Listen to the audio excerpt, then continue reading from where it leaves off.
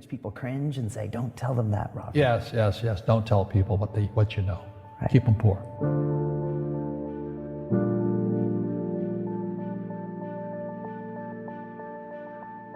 The moment I pay you, you think like an employee.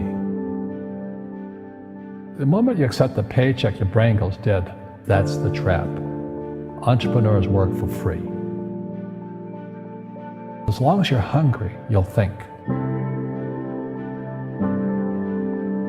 The school system was designed to teach you to be an employee or a doctor or a lawyer, a specialist, but never about money.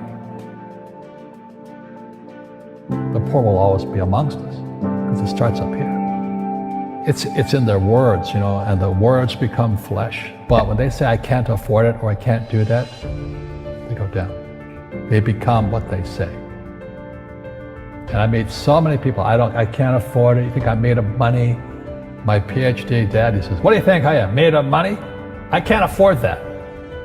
And my rich dad would say, that's why he's poor. Poor people say, I can't afford it, I can't do that, I don't have time. Because it's an escape. It's an escape, you know what I mean? It's easy to say, I can't afford it. Oh, I'm too tired. Oh, I can't go to the gym.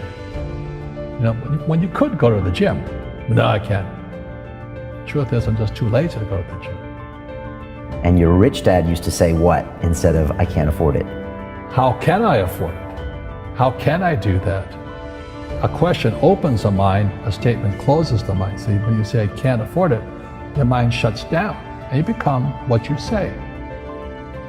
People right now who are sitting at home, who are struggling financially or worried about money or unhappy, they may be making a lot of money, but unhappy with what they're doing. It was probably taught to you. Your superego was taught, get a job, work hard, or you'll never be rich, or the rich are evil, or whatever. Poverty is passed on. It's taught in your families. And middle class is taught in families. And until you change your mindset, Correct. Money won't help you, right? Correct. And we see that with people that win the lottery, people that make more money, they still have the same problem. Right. Because they have that poor man's soul. Correct. If you're poor, you'll always be poor. That's really hard for people to understand. Yeah, the money will disappear that fast. Just like most pro athletes, they make millions of dollars, and 65% are bankrupt 5 years later. It's because they come from poor families. But unfortunately, what Mr. Lipton was saying, it's passed down genetically. That's the frightening thing.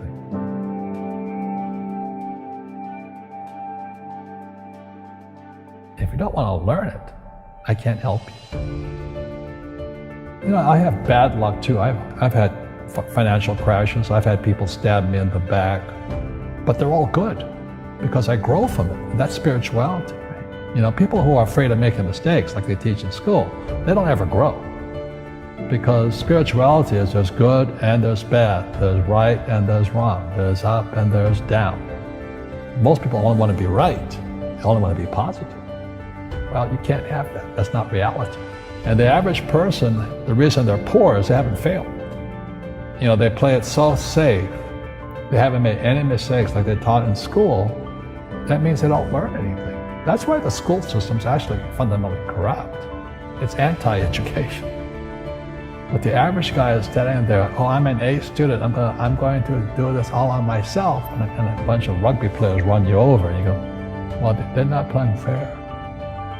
Yeah, well, you're playing stupid. You should have a team. You should have accountants, attorneys, and bankers, and all that stuff. But that's not the game I want to play. I said, then don't play the game. The game of business is played with accountants, attorneys, bankers, hate to say it, politicians. You got to know the game. People say, well, money is not that important to me.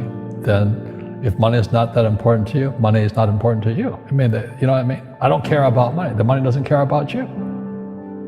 The word does become flesh. Or I'll never be rich. Or the favorite one is the rich are greedy. It's the poor that are greedy. If you think about it, because to be rich, you have to give something. I have to produce books and games, and I purchase real estate, I provide housing, provide jobs and all that. That's why I'm rich. But greedy people produce nothing. Einstein said, Imagination is more important than knowledge, but knowledge empowers imagination. And what most people lack is real business knowledge, like accounting, like debt, like taxes. You gotta know that stuff, but they don't teach it in school to anybody. You see, most teachers in school, they're out of ethics. They teach subjects they themselves don't practice. Because I understood what a fake teacher is. A fake teacher is somebody who just wants a job and they'll teach anything. They teach how to shine shoes if you pay them more money. But they really don't know what they're teaching. In life, one of the things I suggest to people, you gotta find a real teacher versus a fake teacher.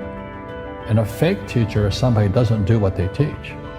And a real teacher is doing what they teach every day. Our school systems are making our students weaker. So in school, they have these things called now trigger effects. So you can't, as a teacher, you can't say anything that might upset the student. They don't want anything that might jar their point of view. You see people say, well, why don't you give the poor money? So the only problem with that is it just creates more poor people. Give a man a fish, he fishes for the day, or eats for the day. Yeah, you give a man a fish, you get a lot of people who want more fish, But you teach them to fish. We become creatures of our own habits. And until we break the habit, we don't change. Our schools don't teach that. Our schools teach almost the exact opposite of that.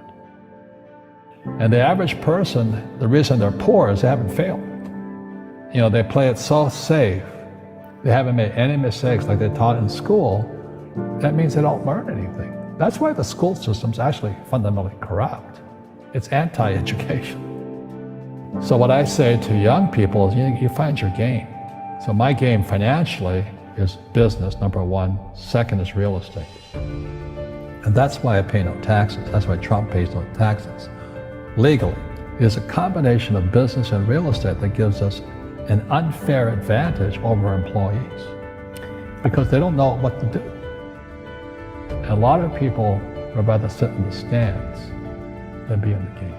One of the greatest ways to acquire great wealth is playing Monopoly in real life. 4 greenhouses, 1 red hotel. But is that all there is? That's it. Robert, if I could give you some kind of a magic phone and you could make a call to the 20-year-old Robert Kiyosaki and give that young man a bit of advice, what would you tell him?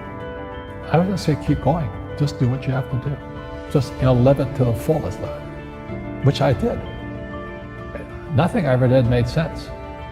Could you imagine quitting a $120,000 a year job for $200 a month to go fight in Vietnam and almost die? It didn't make sense, but it was the best decision I made at that time. And I think what most people do is they let their parents or their friends talk them out of life. So afraid of failing. But failing is how we succeed. You look at guys like Edison and all that. They failed like 1,014 times before he invented the light bulb. Our schools punish you for making mistakes. And that's why we have so many people who are so afraid of admitting they make mistakes or afraid of failing.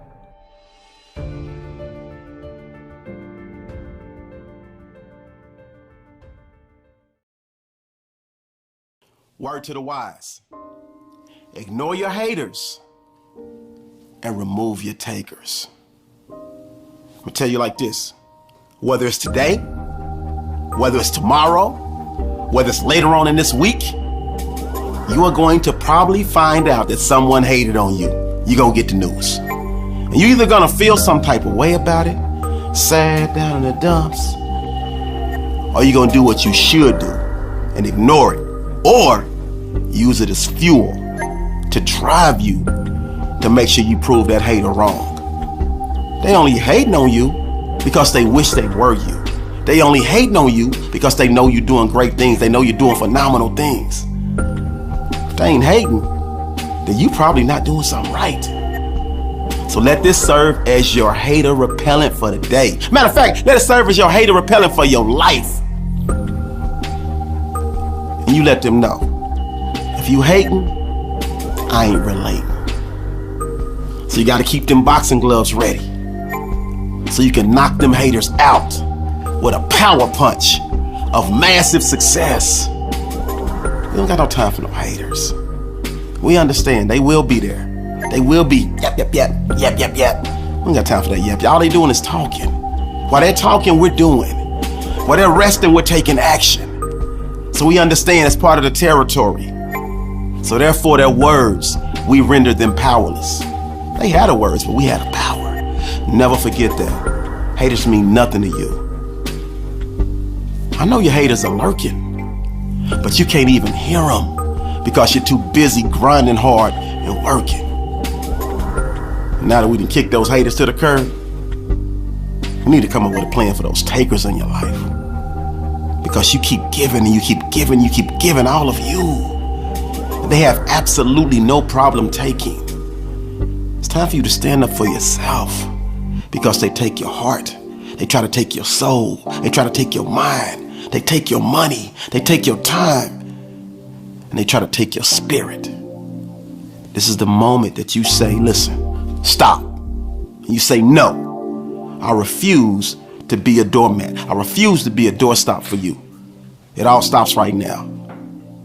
We're going to create a win-win situation, or there will be absolutely no situation at all. So you got to come up with a plan, because you're a giver. And that's probably just who you are. And that means you got to set limits, because I promise you, the takers never do.